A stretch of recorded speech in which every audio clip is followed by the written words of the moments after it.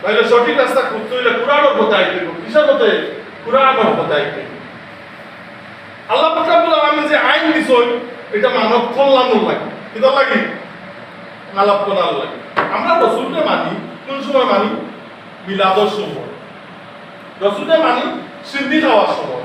রাসূলকে মানি আতর লাগানোর সময়। রাসূলকে মানি মিষ্টি খাওয়ার সময়। মানি না নিবকে যায়।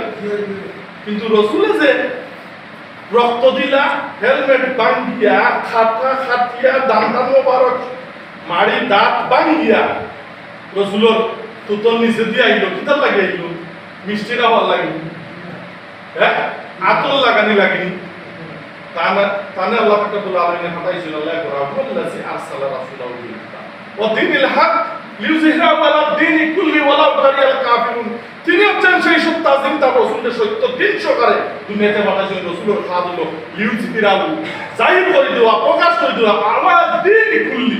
যত মতবাদ আছে, যত মানুষের বাবানের মতবাদ আছে, সব তার উপরে ইসলামকে তুলিয়ে দেওয়ার পক্ষে। সুবহানাল্লাহ।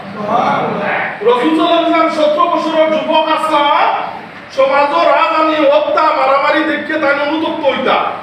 ওর পরে হিলফুল ফজল নামে একটা সংগঠন বানাইলা। আগম সংগঠনকে নতুন করে খাড়া করলা।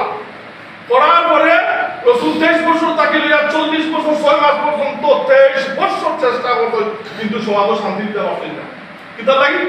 আল্লাহর হুকুম মতোই পরিচালিত আছিল। তখন তাই নবুতি পাইছেন না। শেষ পর্যন্ত সাফা মারওয়ার হেরাক্লাত গেলা। হেরাক্লার মধ্যে গিয়া ধ্যান মগ্ন হইলা। আল্লাহ পাক রব্বুল আলামিন ফরজ পাত দিলেন। ফরজ পাত না হইল কুরআনে কারীম।